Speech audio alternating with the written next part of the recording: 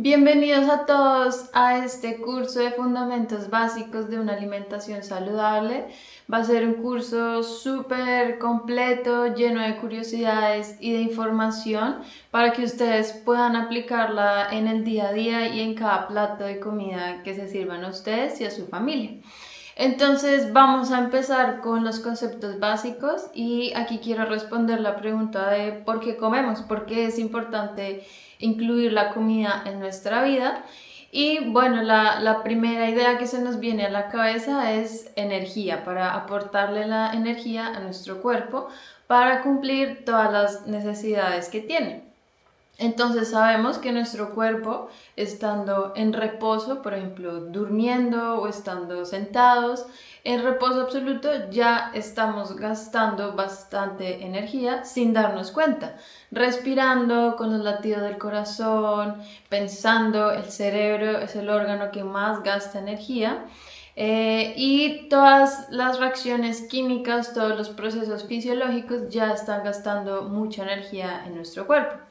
Además, también se le suma luego la acción de los músculos. Hay músculos involuntarios, por ejemplo, yo ahorita que estoy sentada, hay músculos en mi espalda que me están permitiendo tener esta posición y yo conscientemente no los estoy accionando. Y también luego está el movimiento voluntario, como el de mis manos, el de mis brazos, que voluntariamente muevo mis músculos. Todo esto está gastando energía. Además, si le sumamos la actividad diaria, si caminamos, si subimos escaleras, si movemos de un lado a otro, si escribimos, si vamos a hacer ejercicio, digamos, siguiendo una rutina o haciendo un deporte, pues todos estos requerimientos vamos a tenerlos que suplir de nuestra alimentación. Entonces, vamos a entender la energía como el dinero para ver qué fuente de energía nos aporta qué. Entonces, cuando imaginamos que nos pagan nuestro sueldo o nos llega dinero, nos puede llegar inmediatamente a nuestra cuenta bancaria o la podemos ir a retirar de un cajero en efectivo. Ese dinero que está inmediatamente listo para utilizar va a representar los carbohidratos simples.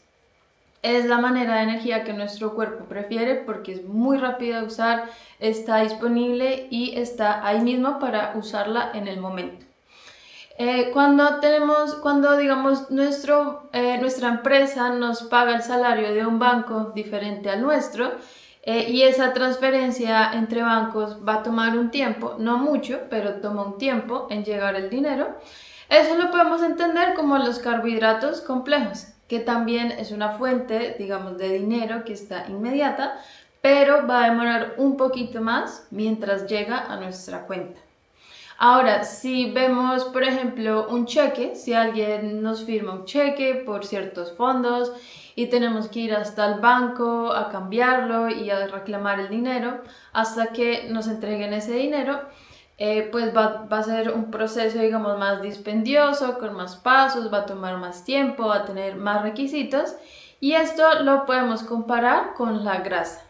La grasa es una fuente de energía que puede aportar muchísimo dinero, muchísima energía, casi que pudiéramos decir que tenemos fuentes de grasa infinitas en nuestro cuerpo. Incluso una persona muy delgada aún conserva algunos depósitos de grasa. Y esa grasa nuestro cuerpo la va a usar como esa fuente de energía constante, pero no es la fuente preferida porque como el cheque va a tardar mucho, hay muchos pasos, hay digamos mucha burocracia en medio y no es de fácil acceso. Ahora, si pensamos en la alcancía que tenemos en nuestra casa, que hemos guardado un montón de ahorros, moneda por moneda, y como que atesoramos esa alcancía, y si llegamos a un momento de crisis económica que no tenemos dinero y tenemos que ir a romper esa alcancía y a recurrir a esas moneditas que hemos guardado por tanto tiempo, eso puede ser similar a utilizar la proteína. La proteína es un recurso muy preciado de nuestro cuerpo porque nosotros no tenemos depósito de proteína, es decir, el carbohidrato lo podemos guardar para usarlo después. La grasa, pues ya vimos, hay depósitos inmensos de grasa en nuestro cuerpo, pero la proteína no la podemos guardar en forma de depósito. Entonces esto va a ser un bien muy preciado para nuestro cuerpo porque ya vamos a ver sus funciones, pero siempre necesitamos proteína. Estamos perdiendo y necesitamos ganar, perdiendo y ganando, perdiendo y ganando, por lo que va a ser un recurso muy limitado para nosotros y es algo que queremos guardar y no queremos gastar porque pues nadie querría gastar su masa muscular, ya vamos a ver por qué. Bueno, entonces primero vamos a hablar de los carbohidratos y vamos a hacer una diferencia entre los carbohidratos simples y los carbohidratos complejos. Vamos a quedarnos con la idea que los carbohidratos simples son pequeñas unidades, mientras que el carbohidrato complejo es una cadena de esas pequeñas unidades. Entonces, por lo general, los carbohidratos pueden venir solos, como el azúcar y todo lo que vamos a percibir con un sabor dulce. Y las cadenas más largas van a ser un carbohidrato complejo, que es lo que vamos a identificar como fibra. Entonces, cuando llegan a nuestro intestino estas fuentes de carbohidrato, van a tener comportamientos muy diferentes. El carbohidrato complejo, como esa transferencia entre banco y banco, va a demorar un poco más en que la podamos absorber porque esa cadena de unidades va a tener que romperse. Y eso va a tomar un tiempo. Hay unas enzimas que se encargan, que son como tijeras, que van rompiendo esa cadena y no se van a absorber tan fácilmente como el carbohidrato simple, que ya viene en la unidad pequeña e inmediatamente la podemos absorber. Entonces, muy fácilmente podemos identificar a los carbohidratos simples porque tienen un sabor dulce. Entonces, por ejemplo, el carbohidrato que está en la fruta o en la leche deslactosada también tiene un sabor dulce. Hay veces en la remolacha o en la zanahoria también tienen un sabor un poco dulce. Y cuando vemos un carbohidrato complejo estamos viendo alimentos que conservan la cáscara. Entonces, por ejemplo, el arroz integral, la quinoa, el centeno, todas estas semillas y granos que preservan la cáscara, como las legumbres, las lentejas, los frijoles, nos van a hablar de que allí hay fibra. Entonces, aquí también importante, una fuente de carbohidratos simples son los que la industria de alimentos agrega intencionalmente a los alimentos para mejorar su sabor. Entonces, vamos a encontrar muchas fuentes de azúcares añadidos que son carbohidratos simples, son esos azúcares pequeñitos que están libres en muchos productos de la industria. ¿Por qué es importante entonces tener la diferencia muy clara? Porque los carbohidratos simples, cuando los absorbemos, van a hacer un pico muy alto de glucosa y por ende de insulina. La insulina siempre se secreta en espejo a la glucosa, es decir, si yo consumo poca glucosa, voy a secretar poca insulina. Si consumo mucha glucosa, voy a secretar mucha insulina.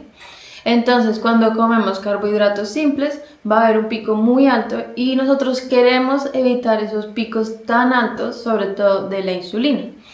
Porque cuando estamos teniendo picos constantemente altos y la insulina está muy alta y nunca le damos ese espacio para descender y para descansar, nuestro páncreas se va a cansar. El páncreas es un órgano que secreta la insulina. Entonces, cuando el páncreas está acostumbrado a sacar insulina, porque hay muchos picos, es cuando vamos a ver la resistencia a la insulina, la prediabetes, y ya puede avanzar a diabetes. Entonces, la diferencia con los carbohidratos complejos es que no me van a hacer ese pico tan alto, sino que va a ser una elevación mucho más gradual y sostenida. Por lo cual siempre queremos preferir las fuentes de carbohidrato complejo. ¿Cuál es el problema entonces con los carbohidratos? El exceso. Siempre todo exceso es malo y como dicen, la dosis hace el veneno. Los carbohidratos por sí solos ya vimos que no son malos, nuestro cuerpo prefiere los carbohidratos, sobre todo nuestro cerebro, como fuente de energía porque es efectivo, ese dinero está listo para utilizar y cuando tenemos que hacer demandas de energía, los carbohidratos nos van a dar la energía necesaria. Pero ¿qué pasa? Cuando hay un exceso, nuestro cuerpo entiende que tiene que guardar. Es como cuando nos llega el salario y al final nos queda un dinero para ahorrar cada mes, lo vamos a transferir directamente a nuestra billetera, lo vamos a guardar en nuestra billetera, en nuestros bolsillos, porque va a ser un ahorro. Y cada vez que nos sobra dinero, ese va a ser dinero que nos sobra, lo vamos a ir guardando y guardando y guardando y nuestra billetera va a ser más gorda y más gorda. Ahora, en el mundo real, en el mundo del dinero, eso pues suena fantástico.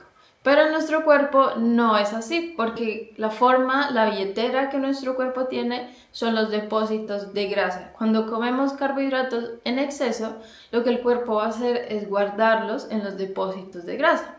Entonces, cuando sobre todo hay una obesidad abdominal alrededor del abdomen, que llaman la barriga de cervecero, que es una grasa que es dura y una barriga, digamos, que sobresale sobre todo en esta parte. Esa ya nos habla de que hay mucha grasa guardada por un exceso. Y esa grasa está recubriendo los órganos del abdomen, sobre todo el hígado, y ahí es cuando empieza a haber muchos problemas como enfermedades metabólicas, diabetes, hígado graso, hipertensión, etc. Ahora, hay un tipo de carbohidrato simple que es la fructosa, que podría ser muy peligrosa porque entra directamente al bolsillo. Es como, imaginémonos que tenemos nuestra cuenta bancaria y nosotros queremos configurar que cuando nos entre nuestro salario, automáticamente se transfiera, no sé, el 30% a nuestro bolsillo de ahorro. No tenemos que hacer nada, ya está programado, no nos damos ni siquiera cuenta, no tenemos que hacer nada, automáticamente el dinero pasa a nuestro bolsillo de ahorro. Eso es lo que pasa con la fructosa, que se sobrepasa, que digamos evita la vía regulatoria de nuestro cuerpo y no alcanzamos a regular cuánta cantidad de fructosa podemos manejar o el hígado puede manejar y entra directamente al hígado y si hay un exceso, que es lo que generalmente pasa, se va a guardar como grasa. ¿En dónde encontramos la fructosa? En los jugos de fruta. Por eso es tan importante no consumir la fruta en jugo porque ya lo vamos a ver más adelante, pero es una cantidad muy elevada de fructosa. Y también, como hablábamos antes, el azúcar que la industria añade, sobre todo a gaseosas, a bebidas azucaradas, a jugos de fruta artificiales, va a tener el mismo efecto. Y lo que pasa es que muchas veces no nos tomamos solo un vaso, sino que nos tomamos otro y otro y otro. Entonces, estos productos líquidos con azúcar es muy fácil consumir en exceso mucho azúcar y por ende se va a ir a guardar en la billetera en los gorditos. Entonces vamos a hablar de la fibra. La fibra la entendemos como esas cadenas largas que por algún motivo nuestro cuerpo no cuenta con las tijeras adecuadas para romper esas cadenas. Entonces finalmente no vamos a poder absorberlas, pero aún así tienen una función primordial para nuestro organismo. Existen dos tipos de fibra. La primera es la soluble, que es un tipo de fibra que cuando entra en nuestro intestino se va a volver como una especie de gel. La podemos encontrar, por ejemplo, en la avena, en las semillas de chía, en las semillas de linaza o en los suplementos de psyllium también. Se puede ver en la manzana o en la pera. Y esto lo podemos ver cuando hidratamos la chía o la avena o la linaza. Vamos a ver que la semillita genera como una especie de gel. Eso mismo va a pasar en nuestro intestino. ¿Y qué pasa? Que ese gel va a actuar como una barrera protectora y nos va a permitir que todos los carbohidratos simples y las grasas y el colesterol se absorban mucho más lento. ¿Sí? Esa pared va a hacer que los nutrientes vayan pasando mucho más lento a la sangre. ¿Y esto porque es beneficioso?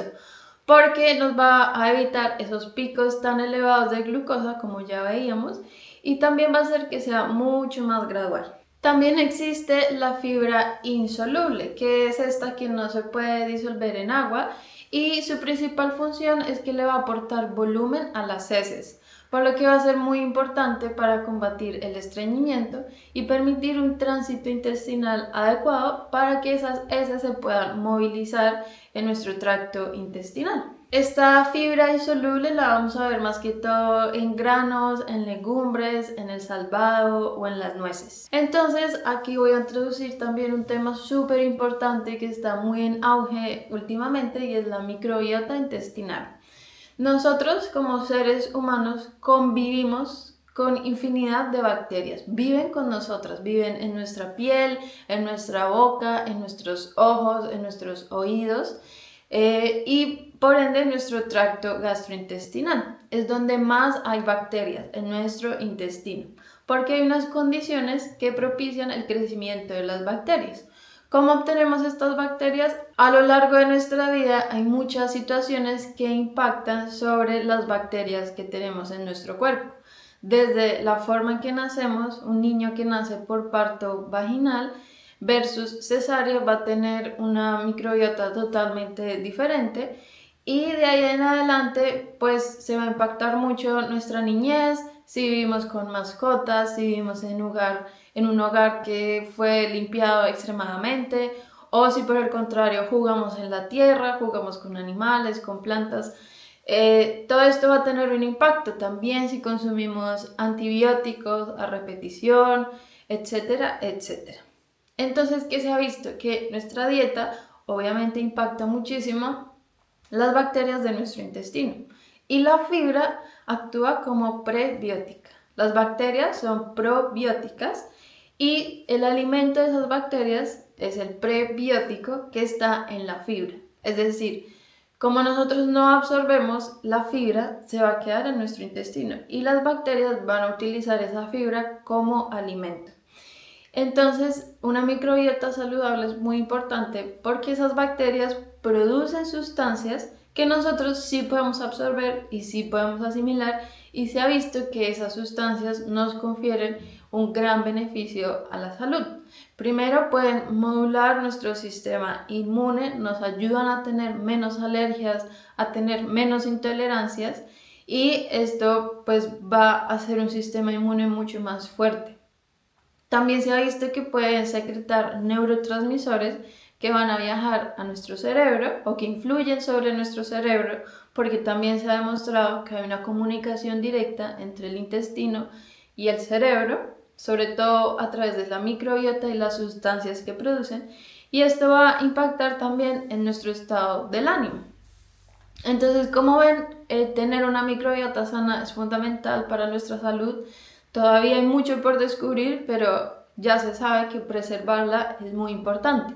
Y se ha visto en estudios que personas que siguen una dieta alta en ultraprocesados, en azúcar refinada, en grasas inflamatorias, van a tener un desbalance en esta microbiota y los va a inflamar mucho más. Mientras que personas que incluyen fibra en su dieta, por ejemplo, siguiendo una dieta mediterránea, que ya lo vamos a ver, pues tienen los tipos de bacteria y familias de bacteria que son mucho más saludables y los ayudan a combatir esa inflamación y a prevenir enfermedades como demencia, como cáncer, como Alzheimer, como diabetes, entre muchas otras. Esa es otra función muy importante de la fibra, la prevención en cáncer. Sobre todo se ha visto en cáncer de colon, que es un cáncer que cada vez están viendo muchos más casos, y el consumo de fibra adecuado se ha visto y se ha asociado con la prevención de cáncer, no solo de colon, sino de otros tipos de cánceres como de próstata, de seno, que son como los más prevalentes ahora. Bueno, ahora vamos a hablar de las proteínas. Como vimos antes, las proteínas son un recurso súper preciado en nuestro organismo porque son los precursores de muchísimas sustancias. Los podemos entender como pequeños ladrillos en nuestro cuerpo que son la base para construir muchas cosas. En primer lugar, todos los tejidos de nuestro cuerpo, todos los órganos, se construyen a partir de proteínas y aminoácidos, que son las unidades pequeñitas de proteína. Desde los aminoácidos también construimos enzimas, que son esas tijeritas que van transformando muchas cosas en nuestro organismo. También producimos las hormonas sexuales, las hormonas del sueño, las hormonas del estrés. Todas las hormonas se secretan a partir de hormonas. Lo podemos ver también en la piel, en el colágeno, en el tejido conectivo, en las articulaciones, en el hueso, en absolutamente todo. Y también se producen los neurotransmisores, que son sustancias que secreta el cerebro y tienen un impacto directo sobre nuestro estado del ánimo y sobre nuestro bienestar y salud mental. Aparte de esto, también nos aseguran el funcionamiento de un sistema inmune óptimo, porque también son los precursores de muchas células de nuestro sistema inmune. El sistema inmune es como la policía en nuestro cuerpo, siempre está alerta y dispuesto para combatir todo lo que entra externo a nosotros que nos podría hacer daño, como alguna bacteria, algún virus, algún tóxico, alguna célula cancerígena, por ejemplo. Necesitamos un sistema inmune robusto y fuerte y su precursor va a ser una proteína de calidad. Finalmente, pues nos ayuda a construir el músculo, la masa muscular, que también es súper importante. El músculo en sí solo es un órgano que es muy especial porque nos ayuda a tener un metabolismo mucho más activo y a partir del músculo hay pequeños organelos que se llaman la mitocondria. La mitocondria es como esa fábrica, es como el banco donde se produce el dinero. Va a ser la fábrica de energía de nuestro cuerpo. A mayor músculo tengamos, vamos a tener más mitocondrias y vamos a poder metabolizar mejor la energía. Además, en personas mayores de 40 años, preservar una buena masa muscular es el mejor anti-envejecimiento porque a partir de los 20-30 años nuestra masa muscular la empezamos a perder. Y lo que va a permitir un adecuado envejecimiento va a ser tener una fuerza adecuada y una masa muscular adecuada para evitar algo que se llama la sarcopenia. Esto va a hacer muchísima diferencia en la forma en la que vas a envejecer. Si preservas, aumentas, cuidas tu masa muscular, vas a llegar a ser un adulto mayor mucho más saludable y mucho más funcional. Entonces hablemos de la diferencia entre la proteína de origen animal y la proteína de origen vegetal. La proteína de origen animal pues se encuentra en todos los productos animales como la leche, el huevo, todos los tipos de carne. Se considera la proteína de mejor calidad porque es una proteína completa, es decir, que contiene todos los aminoácidos esenciales. Esencial significa que nuestro cuerpo no lo produce y obligatoriamente tenemos que obtenerlo de la dieta. La proteína animal nos provee con todos los aminoácidos ya completos y tiene una biodisponibilidad alta. Esto significa que podemos absorber muy fácil toda esta proteína. Como una consideración, es importante saber que la proteína animal es rica naturalmente en grasas saturadas y se ha visto que un consumo en exceso, sobre todo de carne roja, asociada a un alto consumo de grasa saturada, puede estar contraindicado o puede presentar algún riesgo para presentar enfermedades metabólicas como hipertensión, diabetes u obesidad. También se ha asociado el consumo alto de carne roja, ya vamos a diferenciar esto muy bien, pero sobre todo la carne que está procesada como en embutidos, con la aparición de cáncer de colon, por lo que ya vamos a ver más adelante, pero es muy importante consumir una proteína animal de buena calidad. Entonces, ahora vamos a hablar de la proteína de origen vegetal. Se encuentra en alimentos como las legumbres, la lenteja, el frijol, el garbanzo, la arveja, también en algunas nueces y semillas y en el tofu o la leche de soya. Entonces, ¿qué pasa? Que esta proteína vegetal se considera que es incompleta porque muchos de estos alimentos por separado no proveen todos los aminoácidos esenciales. Pero hay una forma de suplir esto y es simplemente combinar dos fuentes. Si tú comes arroz con lentejas, entre ellos ya van a completar todo el cuadro de aminoácidos.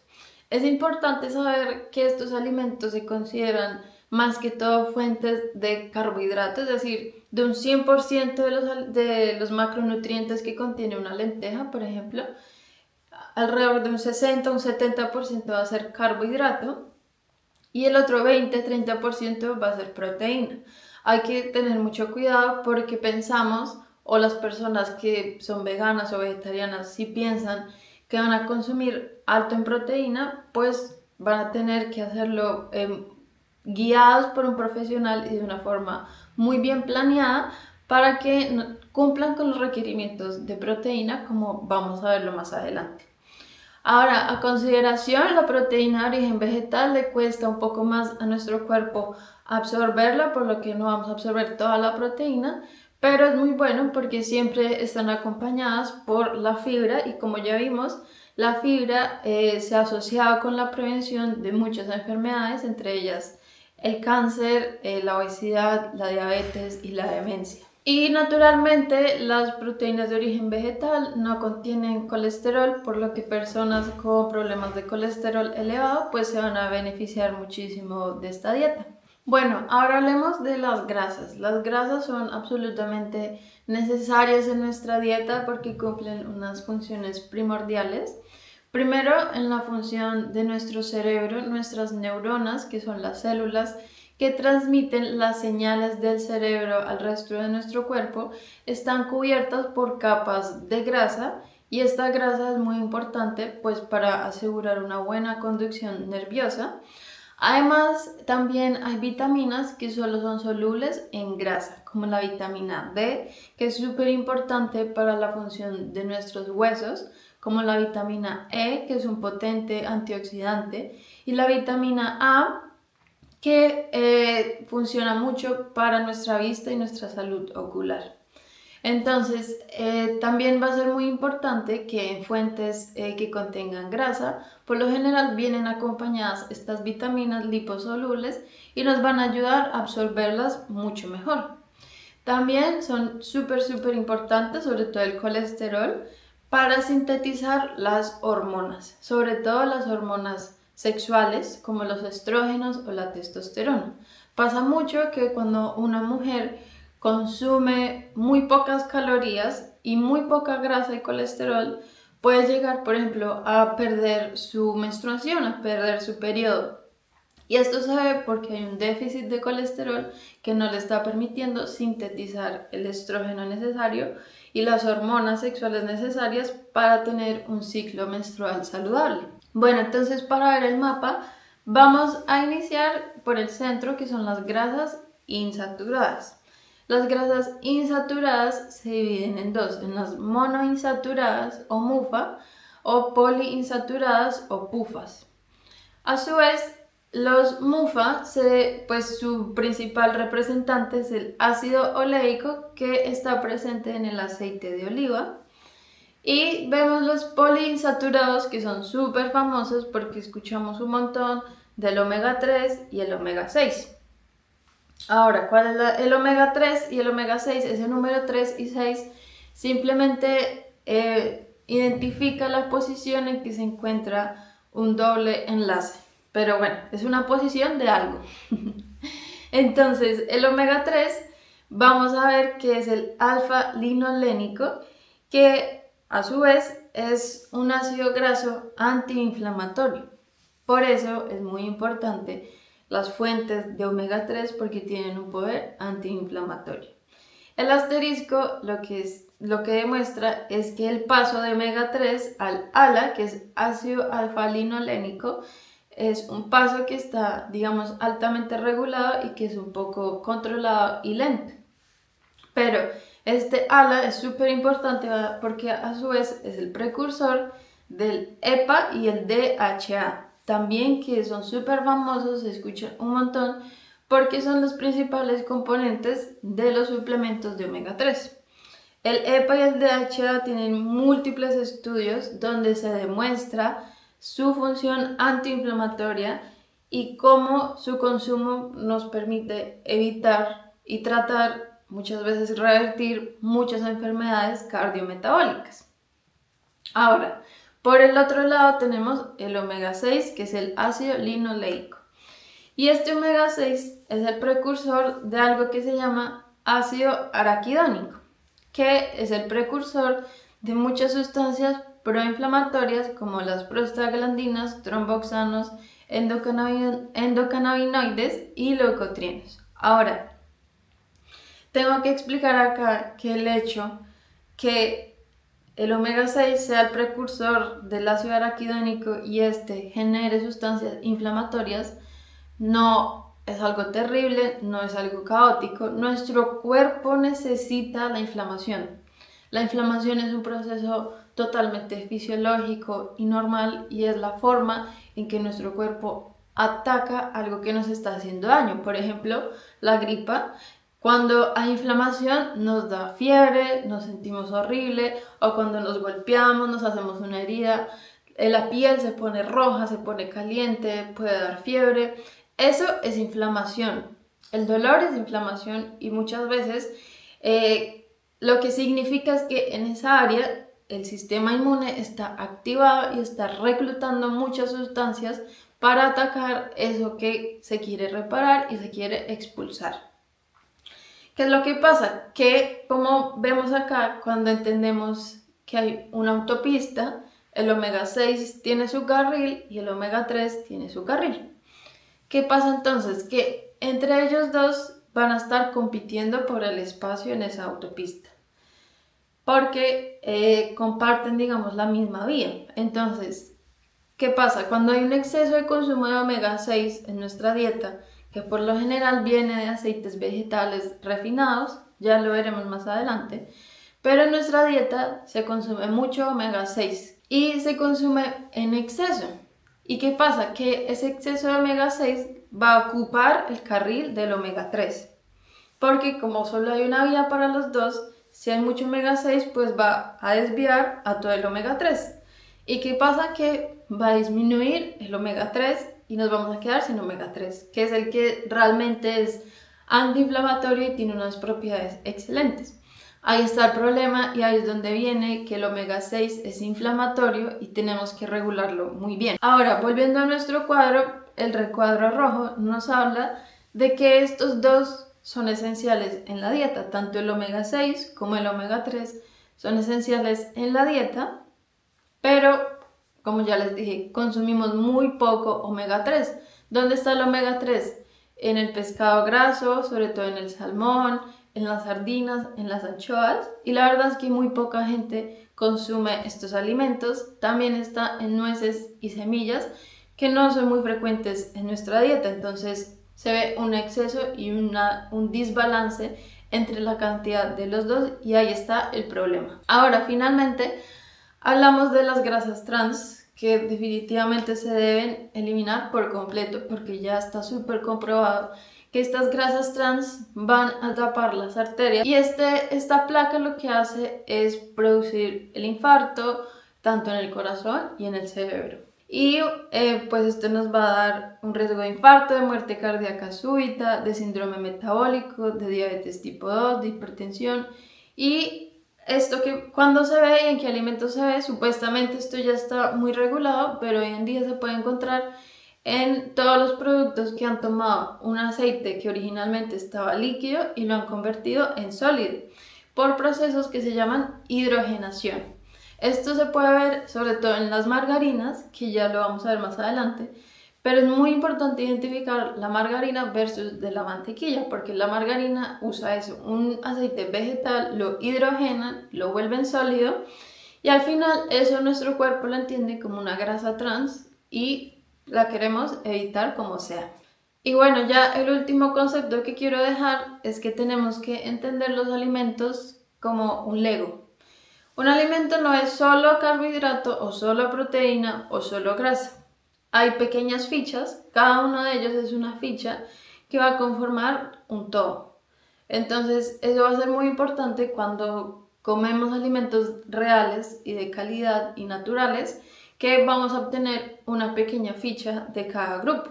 Esto va a ser muy importante, ya lo veremos más adelante, para entender las porciones y qué acción tiene cada uno de los alimentos. También quiero que entiendan los alimentos como información. Dependerá de la calidad de esa información, cómo va a influir sobre la salud del organismo, el buen funcionamiento, y además esta información va a actuar directamente sobre nuestra genética. La información que viene de los alimentos puede modificar nuestra genética y puede activar o suprimir los genes que desarrollan enfermedades crónicas. Entonces, muy importante también tenerlo en cuenta. Y bueno, esto ha sido todo de la clase 1. Vamos a seguir con la siguiente lección.